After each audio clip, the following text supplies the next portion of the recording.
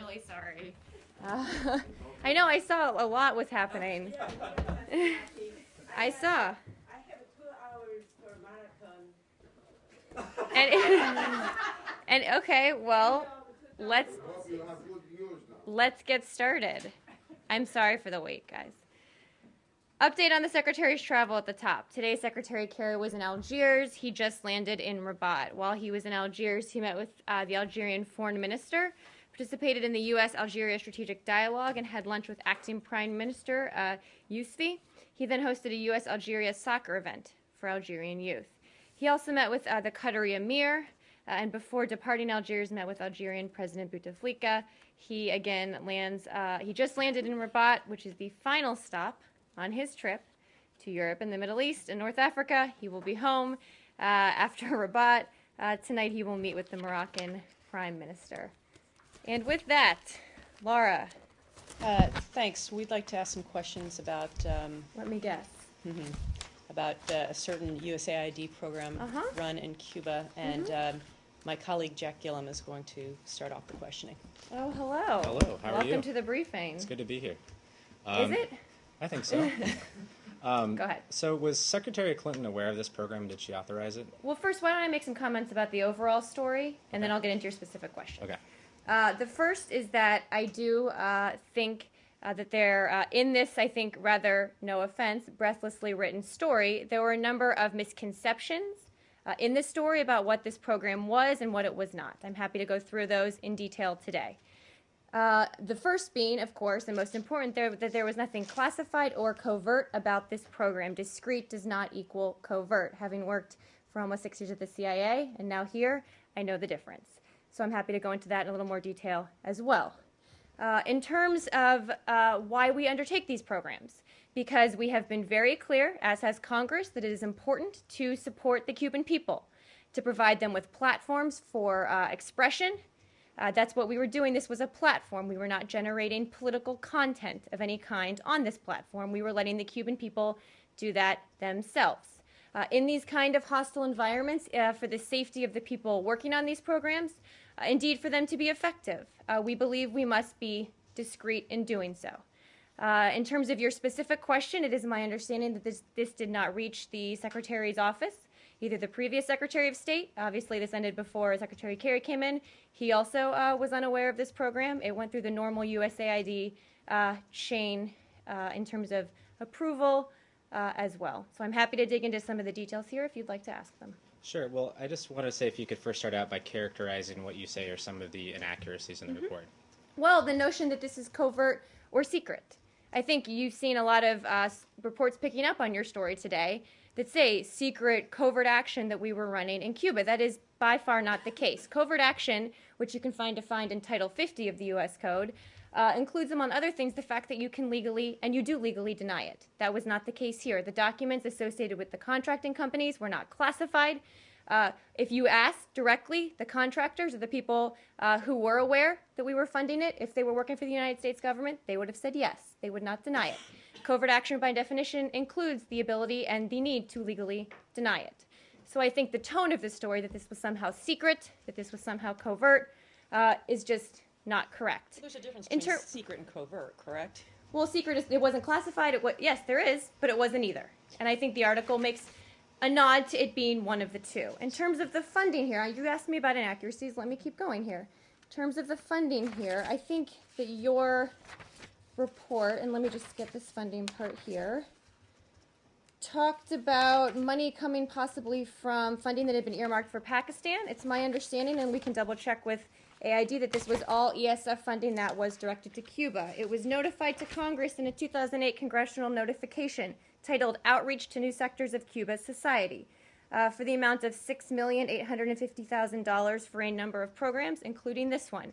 We also offered to brief our appropriators and our authorizers, which is HACFO, SACFO, SFRC, and HFAC, about our Cuban outreach programs. And again, you hear on the Hill from many people that they support these kinds of democracy promotion programs. Another item was the notion that we were somehow trying to foment unrest, that we were trying to advance a specific political agenda or point of view, that nothing could be further from the truth. We believe that the Cuban people need platforms like this to use themselves to decide what their future will look like. And that's certainly what we did here. We were trying to expand the space for Cubans to express themselves. They could have expressed, excuse me, anti-American views on it. We didn't monitor, or, we weren't able to choose what they say on these platforms. That's up to them. So this was, like other programs, sorry, I'm choking here, a program that because of the hostile operating environment in Cuba, it was done discreetly. So I just had a quick question for you. So you say that this is not covert. Correct. But help me draw the line here, because this is a program that was set up that was so, secret that it wasn't secret. Secret is a technical term, and it was not classified. Okay, well, it was obfuscated in the sense that it was set up with foreign bank accounts. Mm-hmm. It was set up with foreign companies overseas. The CEOs who were interviewed this were not told it was a U.S.-backed project. So help me understand how that is not covert. Well, a bank overseas doesn't equal covert action. It just doesn't. It's a fact. What I would say is that you have to, when we talk about discretion, it's not just discretion with the people on the ground. It's discretion about where the funding is coming from, so the Cuban government won't shut it down. They won't clamp down on average Cubans trying to talk to one another on this. Again, having a bank account overseas doesn't equal, anywhere I've read in any kind of covert action definition, covert action. Right. Well, the documents weren't classified and the contracts weren't classified. When companies do covert action or classified undertakings with the United States government, the contracts are classified. That was not the case here. By definition, this does not meet the covert action definition. Well, when you mention the documents, they specifically talk about keeping this an under-the-radar strategy. Discretion, and absolutely. Sure. We know the operating environment in Cuba. We know it requires discretion. So you talk about saying that the appropriate members of Congress were briefed on this.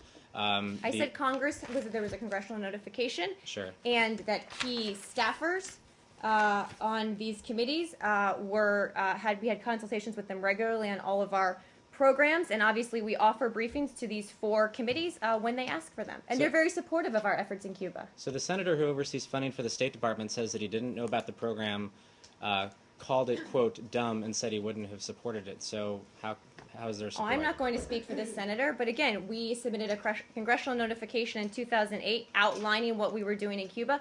I can't speak to why he knows certain things or doesn't know certain things. But is he one of the senators who would have had to approve this report? I mean, you just mentioned, 4 committees? Approve what report? I'm sorry, approve this program.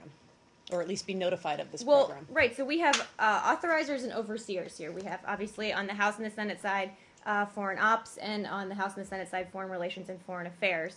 So in terms of this specific funding, these are the folks that sign off on it. Funding got signed off on for it. So it never went through the Appropriations Committee. That's what I said, HACFO and SACFO. Huh. That's how we get appropriated. That's interesting. In the wake of the arrest of Alan Gross, were you concerned that the covered up nature of the U.S. government involvement could have endangered him or endangered other Cubans using the service? Well, I think 2 points. The first is you keep using terms that have some nefarious tone to them, covered up. This was discreet. What term would you use? Would you say it was discreet? Okay, so would the discreet nature of the U.S. government do that? Well, we operate discreetly exactly because the Cuban government has put dissidents in jail. And look, on Alan Gross, we've been very clear. The Cuban government needs to release him on humanitarian grounds as soon as possible. That has not changed. This does not change that in any way. Why not? Doesn't it put him more at risk? No, we think they should release him on humanitarian grounds.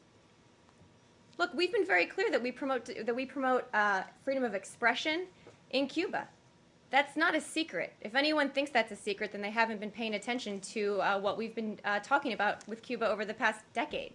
On USAID's website, it says, quote, "We partner to end extreme poverty and promote resilient democratic societies." Is this just another example of USAID doing its mission? Well, absolutely. Resilient democratic societies, part of that is freedom of expression and allowing the Cuban people to have platforms. Again, this was a platform where the Cuban people were allowed to create the content. When it started, the folks who operated it put weather content on it, sports content on it to get it up and running. But no political content was ever supplied by anyone working on this project or running it. It was the Cuban people on the ground who were doing so. Murray, what did the program accomplish? Because it looks like it was ended in 2012. It ended when its normal contract ran out. It just wasn't renewed. It wasn't ended for any specific purpose. Look, we've seen we will have seen space increasing for Cubans on the internet. We've hoped that they will be able to do more of that, right? So I don't know if there's a specific, what this program itself did, but overall, our programs are designed, again, to increase this space.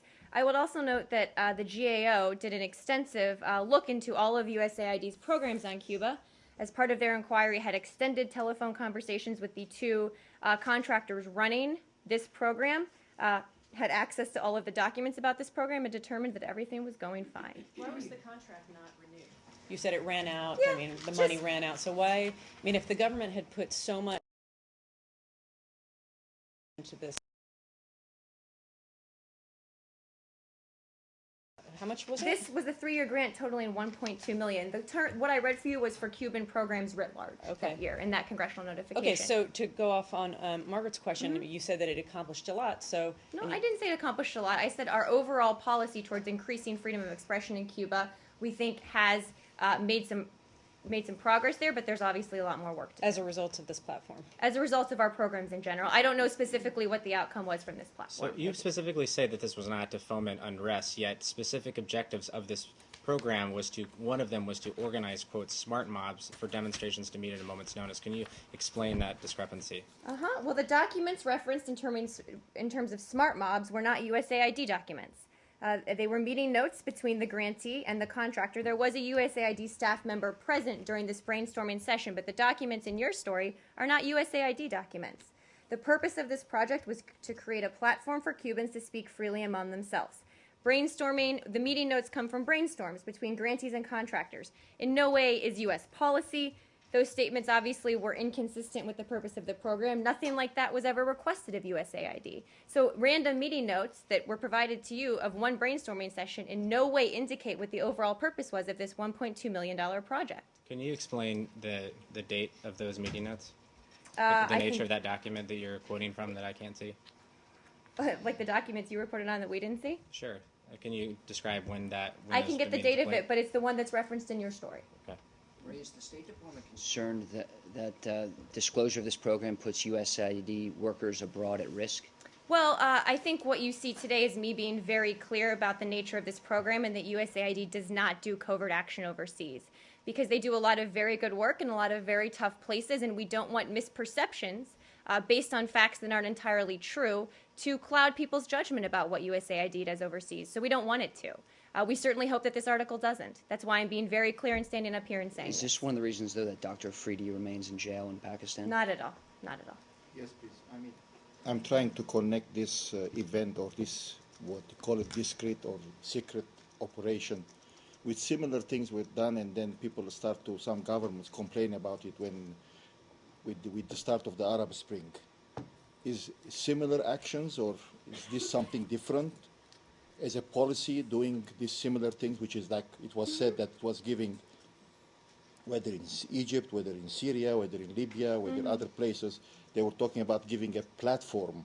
Right. Well, to be clear, this program with this specific online platform was just in Cuba.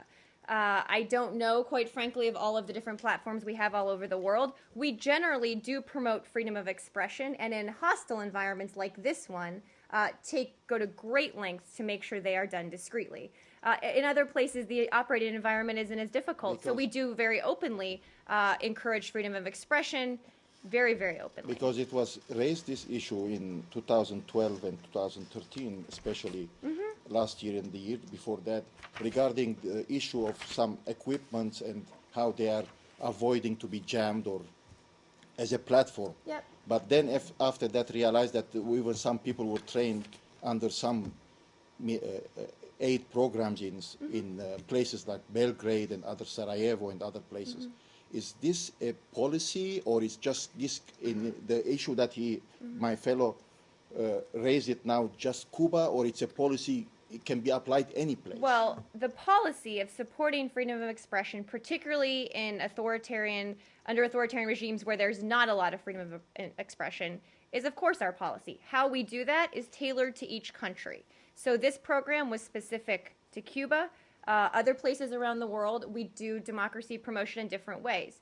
What I will say is one of the reasons I think it's dangerous to mischaracterize these programs as covert, as classified, as secret, because this was not, is because, as you point out, in many places around the world, there are many misperceptions out there and conspiracy theories about what the United States is or isn't doing. So we don't want that kind of misperception to play into what we know are just falsehoods being perpetrated in other parts of the world. To avoid this misperception or whatever you can call it, What? misperception, how you explain to me that it's like, or to anybody, that how it is, there is a big difference that you are giving a tool or a platform and you are not shaping the message. Exactly, which is, I think, the key point here. I mean, you are saying it, but how you can control Well, what I'm telling you is we, through subcontracting partners, some companies, created a platform that's similar to Twitter where Cubans could freely express themselves. We did not supply political content. We did not drive the political content. Our sole purpose here was to open the space so they could supply their own political content or talk about anything else they wanted. And quite frankly, they could have said terrible things about the United States and we would have no way of controlling that. So this is solely for the purpose of creating a platform for Cubans to express themselves, which has long been the policy of the United States Congress, and many other people in this country. the other thing, which is like when a project like this ended, how you make an evaluation, it is successful or a failure? And that's a good question. I think it speaks to Margaret and Laura's question. I'm happy to check with our team at USAID and see if they've done any kind of analysis of how successful or what impact it had. I don't know, for example, I don't know what the user numbers were. I don't know how many people it reached. I'm happy to check with them and see if I can get some more information. Yeah, Ali. Are you aware of any changes that the congressional staffers who were briefed on this or had an opportunity to learn about it, any changes or complaints about the program or qualms about it that they raised? Yep, not to my knowledge, but I'm trying to get a little more from our USAID congressional folks who obviously have the lead on this, because I do want to be able to provide as much detail to you as possible.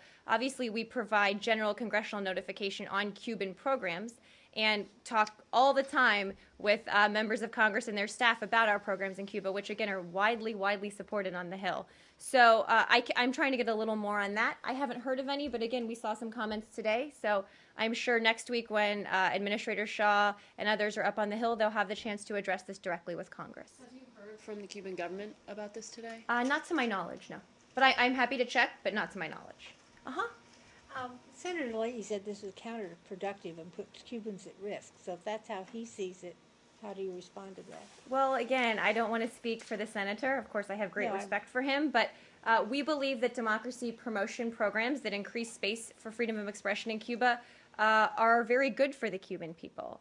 That they don't put Cuban people at risk because of the discrete nature in which they do them. That's exactly why we do them in a discrete nature, so they don't put users at risk and they're not shut down, which would be limiting space for freedom of expression. So, again, I don't want to speak for him. I'm sure we'll have conversations with him or his staff. I know he has some questions about it. We're happy to talk to him about those questions. The fact of its exposure may put Cuban people who express themselves on this platform at risk. You know, that's a good question. I can check with our folks and see if they're doing any kind of damage assessment about that right now. I don't know. Obviously, one of the reasons we kept our involvement discreet was so people who used it at the time before it was shut down, that they wouldn't be at risk. So certainly we hope they wouldn't be. But let me check with our folks. But that then leads back to the question about Senator Leahy's comments, which is to say that, he said it was counterproductive. If you do something that is discrete, but not classified, that is subsequently exposed, as it can be because you say the documents were public and so on, you then could be doing something that could harm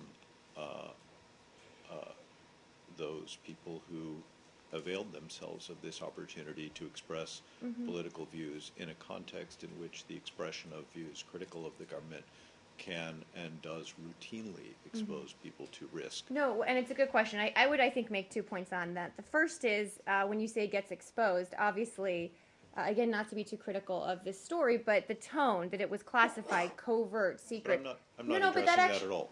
But that actually, I'm addressing your question, in that when these discrete programs become public, I think mischaracterizing them increases the chances that people will be put at risk. That's where I was going with that. Right. And secondly, I don't think it's any surprise to the Cuban government, quite frankly, that we are trying to increase freedom of expression in Cuba. I don't think that's a surprise to them. I also think that we have repeatedly called on them not to crack down on these people. We have very clearly said that they should not these folks, but other people expressing themselves freely. So they have a choice to make here, and we hope they will make the right decision. Obviously, the people that were using it did not know it was U.S. government backed. So I think that also should probably play into their calculation. Will you take that question of whether you think the exposure of a previously discrete program puts people at risk? At risk, and therefore whether you perhaps should rethink the use of such discrete programs because their public airing could in fact harm the people you say you are trying to help. So would you argue they be covert, or we not do them?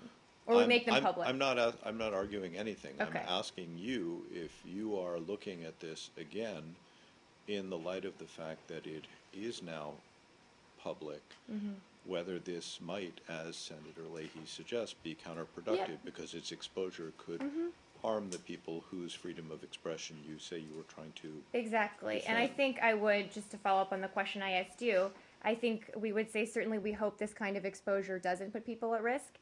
When you look at the ways you can promote freedom of expression in Cuba, this is what I was getting at with my question back to you, you can either do it openly, which we think is very counterproductive because it would not work. The Cuban government wouldn't allow the U.S. government to come in and do this, probably.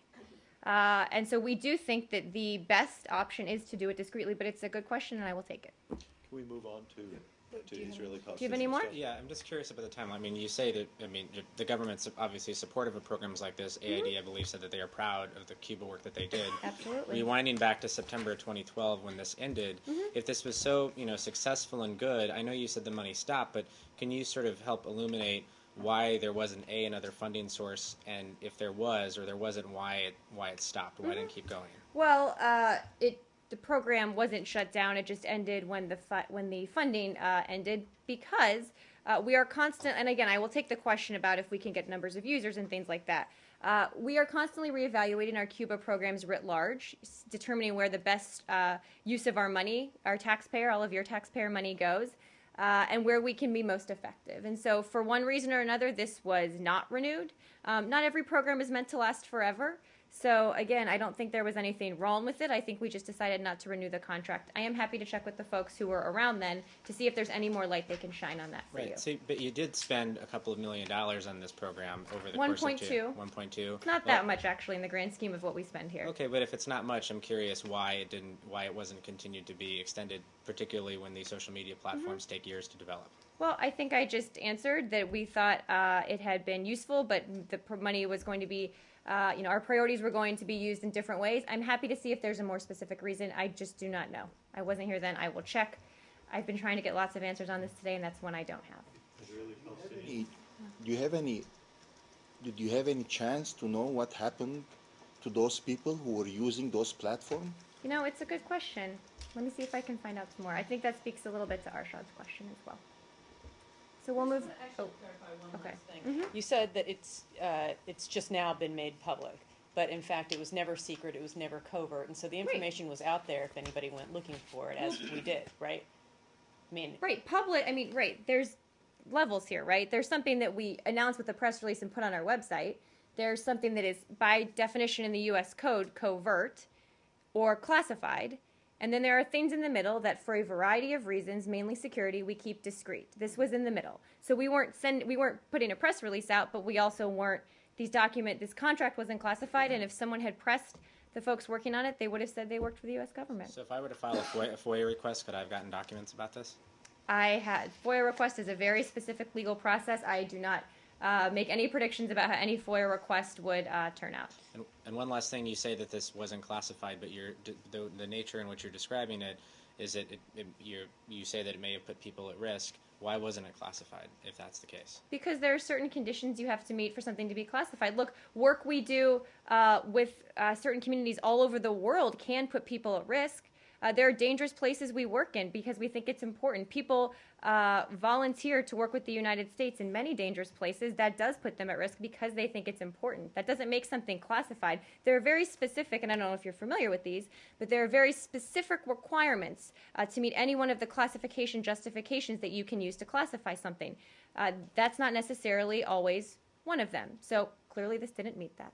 Aside from the GAO report, I swear this is my last one. It's okay. Have there been other audits of this platform, inspectors general or anything like that? Not to my knowledge, no. Okay. Again, the GAO report spoke to people involved, took a look at all of our Cuba programs, found out everything was working as it should. And this is my last question, I swear, too. It's okay.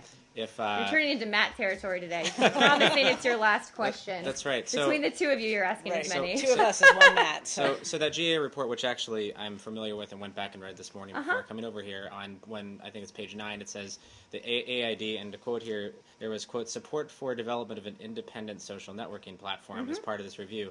I'm just curious how a program that's discreetly funded, organized and operated by the U.S. government without telling the operators involved how that's independent. Because we weren't exercising any kind of content control over it. The content was all independent. I haven't seen that specific part you're referring to, so I don't want to speak for the GAO. This is the only part where I would check anything in like with- this is referenced. I would check in with the GAO, but obviously, you're right. We were the funding source, but the content, everything that ended up on it after, again, this initial phase where we were tweeting about things like the weather and sports, was content that was not U.S. government content. Did the U.S. government ever have an aim of providing content to the service? Political content? Yes. No, not at all.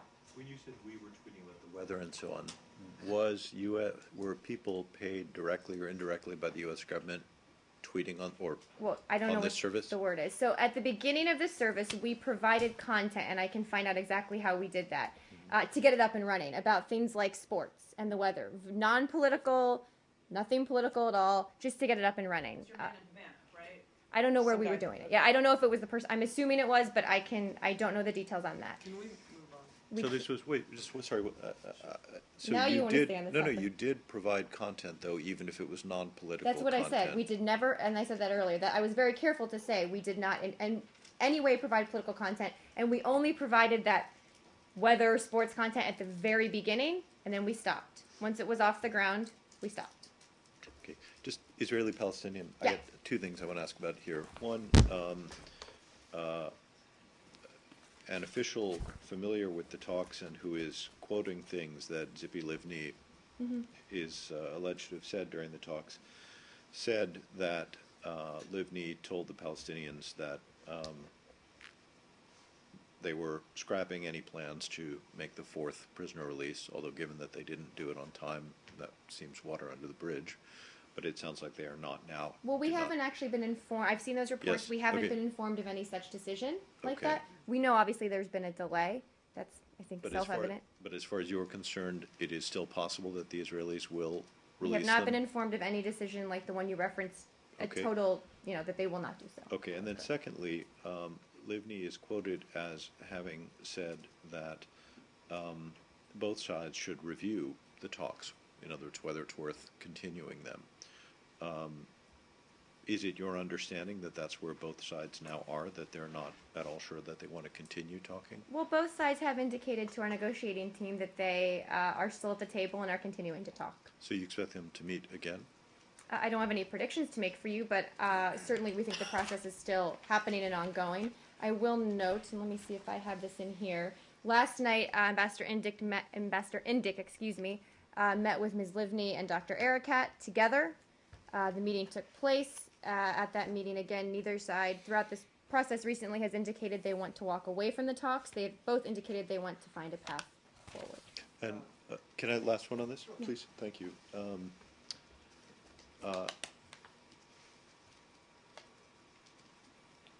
The secretary described in his news conference in Algiers said that some progress was made.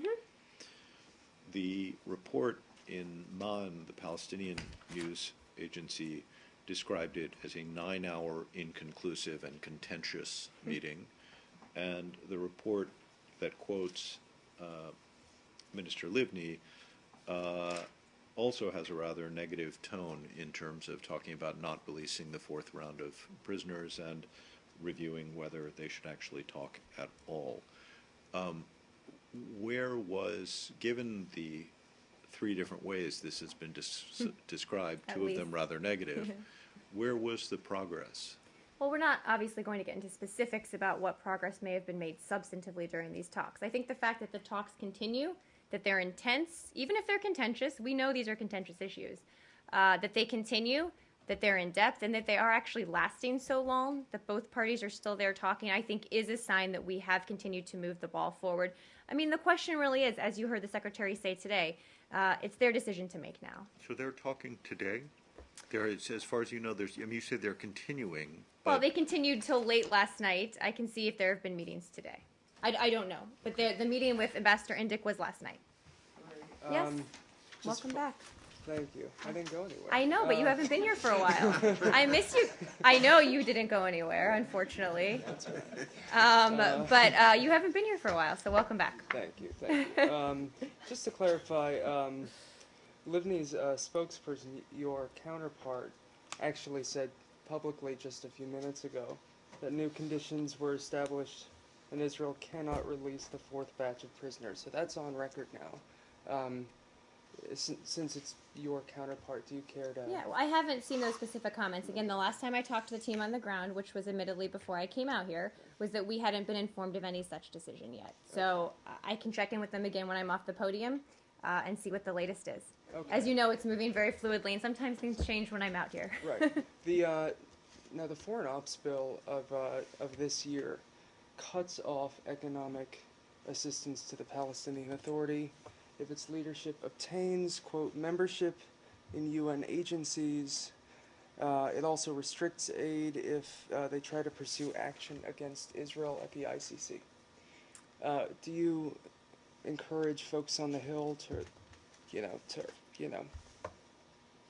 restrain Do we have a from position taking on the any bill? actions, or- I don't know if we have a position on the bill, and I don't know what our conversations have looked like with the Hill on that. So let me take that question and see if I can get you an answer. Thank you. Can you envision a way for the talks to continue if the prisoners are not released? I don't want to get into predictions or hypotheticals here. We think there is a path forward.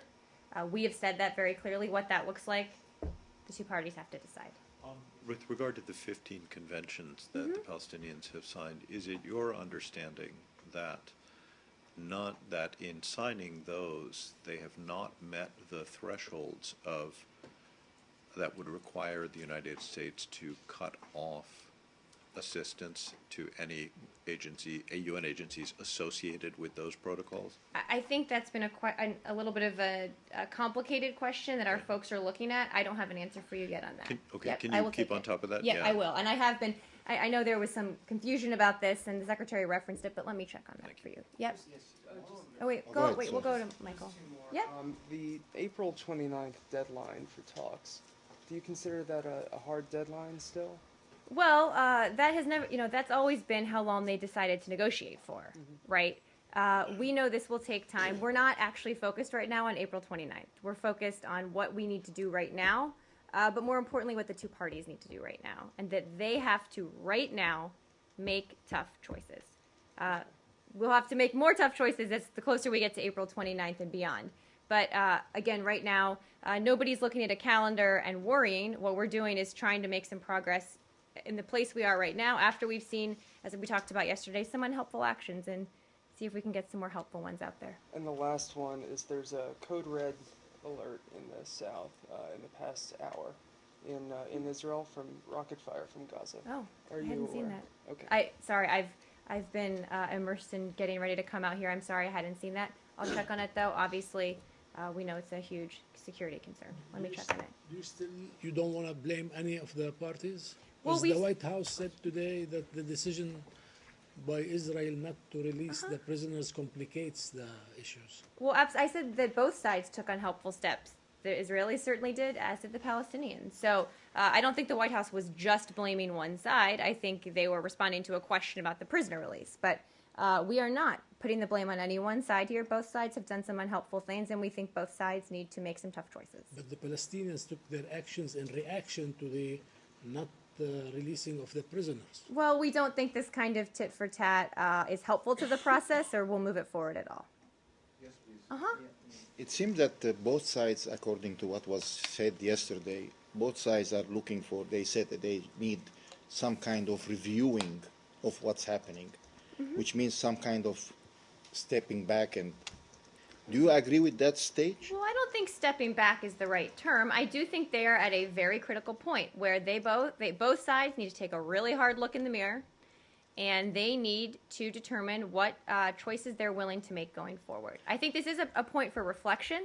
I think this is a time to really think very hard about how important this process is for both of their peoples, and figure out if there is a way to get this moving forward. So yesterday you mentioned that Ambassador Indyk met Levni and Last night. Last night, and Orakat, and simply you said that both sides agreed to continue. And they agreed there was still a path forward. So what's next? Devil's in the details, right? What's next from your point of view? Let me check and see if there are more meetings we have on the schedule. Obviously, Ambassador Indyk and the team remains on the ground, is in constant contact individually, or I guess bilaterally, if that's the right word, with both sides, not together. Let me see if there are more meetings. So when you said that both sides they need to make tough choices, can you remind us what are the tough choices for each side? Well, I'm not going to outline all of them for you. I think we know what a lot of those are. We know how contentious these issues are. They have to, as I said, take a look in the mirror. We understand their own limits and their own dynamics. They know what those are. We know what those are. Making peace is really hard. But that doesn't mean it's not something we aren't committed to 100%, and certainly want the parties to be able to try and make some tough choices in pursuit of that, really, at this point. Today in Algiers, Secretary Kerry mentioned that he'd be speaking to both Netanyahu and Abbas sometime this afternoon. I don't know where that falls. He has with the spoken to time both of them. Do you have a I don't. readout of those And probably calls? won't. Okay. Yeah. I thought, but it's worth a shot. It is worth a shot. He has spoken to both today on the phone. Were there, to your knowledge, were there any Israeli-Palestinian meetings just with the two sides and not with Ambassador Indyk, or was the meeting just the one meeting with all three sides I present? do not know. I will check. Okay, thank you. Sorry, I'll check. Last month, Secretary Kerry, in testimony on Capitol Hill, said President Obama and I share serious reservations about whether or not they will, in fact, make the hard choice that they need. Does Secretary Kerry still feel that way? Absolutely. Because look, we're all talking about tough choices today, but we know we have seen through Iranian actions that they are at the table negotiating seriously, substantively, at a level we never saw before this administration came in. To date, as I noted yesterday, the IAEA has reported that they fulfilled all their commitments under the Joint Plan of Action. But they will have to make some tough choices if we are to get to a comprehensive agreement. We will too. But they will as well. We don't yet know if they'll be able to. And does Secretary Kerry believe that President Obama is as animated about foreign policy as he is domestic policy? I think most people would often argue the opposite. The president is deeply engaged in foreign policy, animated on foreign policy. As someone who worked on his reelection campaign on foreign policy, I know how important it is to him. I think you've seen already in the second term, some very important overseas trips. We've had a very robust second term and first term, quite frankly, agenda that the president has driven, even when there's a lot of work we need to do here at home, when he's been focused on other issues as well. So clearly, he's very focused on foreign policy, in the weeds on it, and again, looking forward to having a few more years to get some more stuff done. One more on Iran. The Secretary has repeatedly, as has the President, cited this fatwa against nuclear weapons. On the Supreme Leader's website, he lists all of his fatwas, and this is not among those. Oh, really? Yes, and questions have been raised as to why. Okay. Folks in the Iranian government have said that an oral fatwa is equivalent to a written one, but that hasn't been the case for quite a long time. So if you could take that question. I will take it. I will say, just in general, I'm not an expert on the fatwa process, certainly, or on the Supreme Leader's website. But what I will say, and I think what people have said, is we have referenced the fatwa. We've said it's clearly significant both to the Supreme Leader and to the people of Iran. And that's important. But what we're focused on in the negotiations is seeing concrete actions, and that words including this, are very important. As we know, they set a tone, they help drive the conversation, but again, what we're focused on is actions. I'm happy to take the technical part of your question, though, for our fatwa experts here. Goal that you all are hoping to reach as a result of this round of talks? I mean, obviously it would be great if everything was solved at the end of it, but are there certain benchmarks that you're trying to reach specific to this round? Well, in general, what we've been doing in these first 3 rounds is doing some very intensive, for lack of a better term, brainstorming, although that makes it sound a little more informal. As you saw after the last round, High Representative Ashton came out and said we discussed enrichment, Iraq, sanctions, and civil nuke cooperation. We'll discuss the rest of the issues at the upcoming round. We discuss these, we put ideas on the table.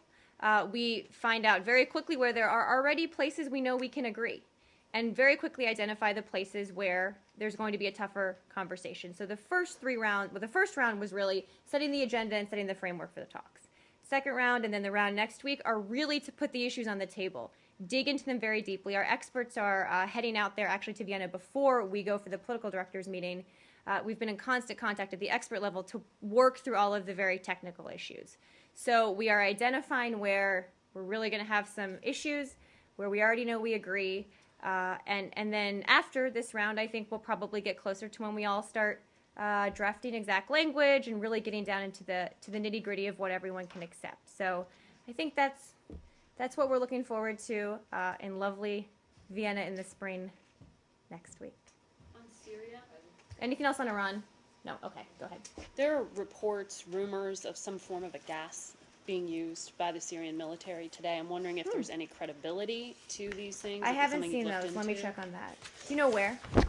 I can check. I think it's Jobar. Uh-huh. That's again, it's reports. So wanted to see if it's something you've looked at. Also, on the statement that came out earlier from the London 11 Friends of Syria that your office put out, to understand it to say that should elections be held, that signals in this building's view that the Geneva process is over, because it says it's specifically a violation of the terms of Geneva to move ahead with this. Right, and I had the communique in here and took it out because I was actually trying to skinny this book down. But I think what we're referring to is there is no way there can credibly be elections in Syria.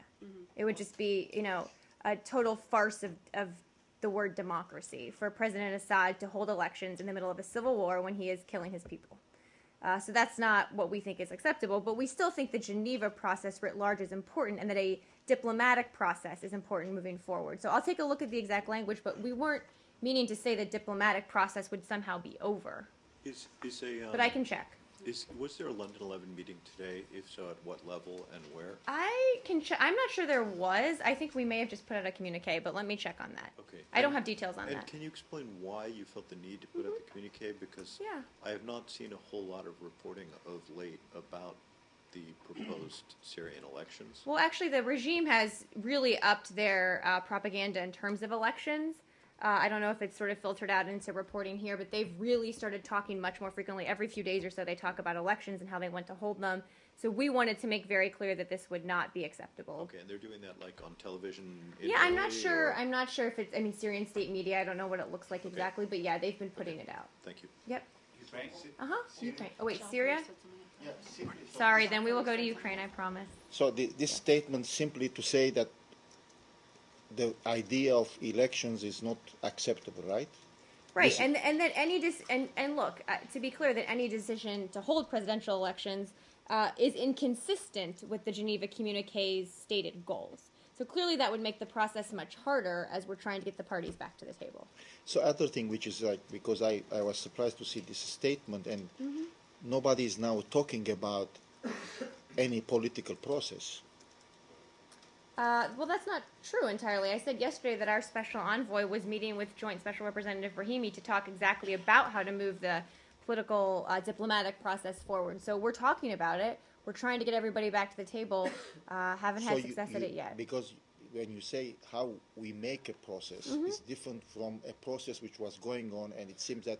Well, there's a process that's been going on, as you know, with the Geneva talks, and what I think Mr. Brahimi is trying to determine right now is if there's a way forward with that process as it stands, with them us, the Russians, if there's a way to get everybody back to the table. But we need the regime, quite frankly, to agree to discuss a range of issues, not just terrorism. Just a technical question. Uh-huh. I mean, when you say Russian, still you are in touch with Russian about Syria? Still, we are in touch with Russia about Syria. It doesn't mean we agree on Syria.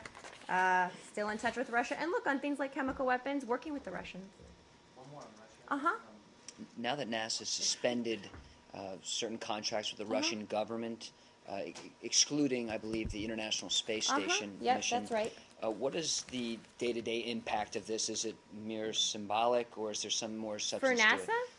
NASA? I'm not sure. You'd have to check with them. I know there were some erroneous reports yesterday that the State Department had told them to do so. As much as I would love to give direction to NASA, we don't do that. But can you confirm that NASA has canceled some? Yes, I can. I was just saying, some people yesterday thought we had told them to do that. But I would check with them in terms of what that actually means for their operations. I quite frankly just don't know. I'm sorry. Oh, wait, actually, hold on. I do know. Well, I know that the Space Cooperation Working Group, which is what supports the International Space Station, will continue. So I do know that that is continuing, but I think it's my understanding that the other cooperation has been suspended. And is there much into other cooperation? I'm not even sure. I don't know. Okay. Check with NASA. I'll bring them up here. Yeah. A global counterterrorism forum created a subcommittee about foreign fighters recently, Uh-huh. last week, which will be co-chaired by Dutch and Moroccan governments. Is there any that you can elaborate on this? It's of course it's global working area, but is there anything that you can share with us in terms of the Syria, in the situation in I Syria? can check on the GCTF's latest announcement. Obviously, we know they've done quite a bit of good work in this area on these issues, but I don't have anything specific on that. Let me check. Real quick. Yeah. Do you have any comment on the UNHCR report that came out that said the millionth Syrian refugee has entered Lebanon? Yes, I do. Just give me 1 second. Sure. Trying to put my book back together. We obviously have seen the report. It's just one more announcement in a long line of very sad announcements, I think, about what's going on with the Syrian people. We know this influx of refugees has put an incredible strain on countries like Lebanon. We are the largest donor still to the international humanitarian response for Syria. We've provided more than $340 million of that to humanitarian partners in Lebanon to help in part with the refugee problem. So again, we need this conflict to come to an end, most importantly for the Syrian people, and we'll stand by Lebanon and other partners like Jordan and others who really have borne the brunt of the refugee crisis. Anything else? Yes? Ukraine? Yeah. Thank you. First of all, let me confirm, that the Secretary Kerry had a phone meeting with Foreign Minister Lavrov in the past 24 hours. Yesterday he did, yes. Yes, yesterday morning, but after that. I don't have the time, but yesterday, yes. And I think this was the one I read out in the briefing? Maybe not. No, I read out their meeting in person, that's right. Okay. I did not read out the phone call, I don't think, but it was yesterday, and I think it was yesterday morning. Let me clarify about the federalization of the Ukraine. The President Putin and Foreign Minister Lavrov asked the Ukraine and the United States federalization of the Ukraine, but the Ukraine government disagreed. With federalization? Yeah, federalization. Yes. So again, let me confirm what is the U.S. position? Is it the same as the Ukraine government? Well, I would note that the government of Ukraine has made it clear they're ready to work towards constitutional reform, to grant greater autonomy for Crimea, and take other steps to address minorities in Ukraine. So part of that plays into the federalism discussion, right? So our point from the beginning has been any decisions about the future of Ukraine need to be made by the Ukrainian people. If they want to undertake constitutional reforms, if they want to give Crimea more autonomy, they need to make those decisions themselves. Russia doesn't get to make those decisions for them. Do you think this issue is critical for both the federalism issue? Yes. Well, I think it's a place where they can engage, but obviously this needs to be made by the Ukrainians themselves, these decisions. Yes, Ali, and then we'll go around. The former President Yanukovych did an interview where he said he regrets allowing Crimea to be taken over by the Russians. I'm just wondering if you have any response to that or any other aspects of his interview. Well, he's made a huge mistake. Look, he stopped being president when he chose to leave Ukraine, when he chose to flee, amidst overwhelming opposition to him, including from his own party in the Rada. So while his comments are interesting, I think that the only thing he probably said in that conversation that's correct is that Crimea is part of Ukraine. And maybe he should have done things differently when he was leader of Ukraine. Thank you. Anything else? Russians have, I mean, almost 60,000 troops in Crimea right now, and are you On the border? Well, Yeah, I think your on numbers sound a little high. I mean, we've said tens of thousands. I don't want to give you a specific number, but all the Ukraine and Crimea border, actually, not only Crimea but all over the border, according to the news report. Are you concerned that they can proceed in Ukraine? I mean, from Crimea or other? we've been because concerned Russian for speaking. weeks that they could. Absolutely. That's what we've told them not to. We've told them to pull their troops back from the border. We want to see that happen as soon as possible. That's exactly why Secretary Kerry is working with the Ukrainian government to get their ideas so he can work with Foreign Minister Lavrov to see if we can get a de-escalation plan in place here. Yes, Lucas and then Samir. Just to follow up on some of my questioning yesterday about the State Department IG report. I'm sorry I hadn't seen the IG report. It's okay. There's a lot of reports out there. I understand. They are independent, and we do often get a heads up, but I'm sorry I had not There's seen a lot it in the world to yesterday. cover. I understand. Did you have any kind of reaction that this State Department IG report was critical of the implementation on the recommendations from the Accountability Review Board? Well, let me say just a few points about the IG report, and then we can dig into some of your specifics. So obviously, this was a normal audit done through the normal audit process by the Inspector General of the process to request and prioritize physical security-related activities at overseas posts. This was in no way a reaction to Benghazi. Was completed in March 2014. The field work for it started only a few months after the ARB was completed. The field work started, again, just a few months. So it wasn't in any way a failure to implement the ARB. The ARB had just been completed. I would note a few other points as well. We did concur with all but one of the recommendations they made for us to take actions. And I would note that on page 2 of the report, it actually states that most of their recommendations have already been resolved prior to the report's release. So how the process works is they do a draft, they send it to the relevant bureau or post, obviously to give them a chance to comment on it. By the time the report was released, we had implemented most of the recommendations. I think 6 of the 10 recommendations had been resolved. So clearly we took action based on what they said. Is that a passing score, 6 out of 10? Well, that was just what we had done by the time the report itself was released. So is that we concur with all of the recommendations but one. In terms of a question you asked yesterday on the process, we did disagree with some of their findings, and specifically that we don't have a process. According to the IG report, the majority of post-security officials believed that the process to request funds for physical security-related needs were clear and easy to use. I'm reading directly here. So we believe there is a process in place that is clear and easy to use, as again the majority of our post-security officials themselves said in response to this survey. So is this a coordination issue? I mean, if they're doing a follow-up to a report that was just issued 3 months, and I understand that... Well, it wasn't a follow-up to the ARB.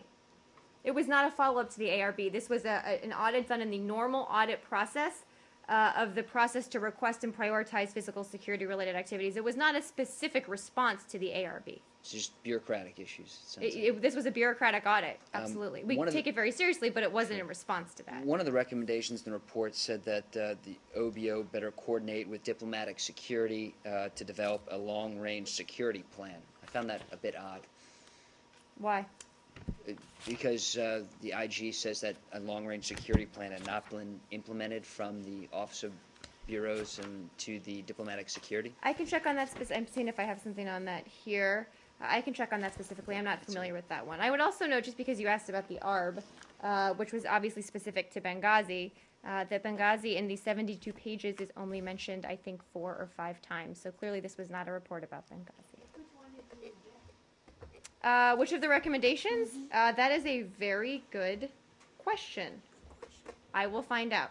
For the ones that we haven't put into place, the Bureau of Diplomatic Security and OBO have provided responses to the OIG and expressed plans to implement them. Yes. North Korea. Special Representative for North Korea, Green Davis, will host a trilateral meeting, U.S. and South Korea, Japan, in Washington next week, April 7th. Oh, well, did you say Davies? I'm sorry. Green Okay, Davis. sorry, yes. Yeah, I'm sorry. Why do this Because meeting... Ambassador King is in Japan right now. No, yeah, not Kings. This Davis. I got you. Why do this meeting take place in Washington, D.C.? Why in Washington? Yeah. I don't Why have any. Tokyo and Seoul? Why- Because Washington is lovely in the spring. It's cherry blossom time. They actually do have cherry blossoms in Japan. You're right. I don't know why Washington. Okay. I'll try to find out. Okay, why does the U.S. want normalize the relationship between South Korea and Japan? This Between meeting? South Korea? Yeah, South Korea and Japan. Well, what I thought you were actually asking about between South Korea and Japan, you saw the president have the trilateral meeting. We're doing follow-ups to that trilateral meeting that we will be having very shortly. I think we put out a media note on this. We did on Glenn Davies' travel. So this is following up on the president's meeting. We think it's important for two of our very close allies to keep talking.